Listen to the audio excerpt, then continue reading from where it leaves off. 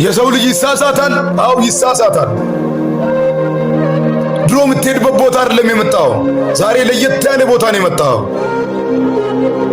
በራሳቸው የሚተማመኑ በከለራቸው የሚኮሩ ቀና ብለው የሚሄዱት ጠጋ ብለ በመርዝ እንድነካቸው አልፈልግም ነው ማድረግ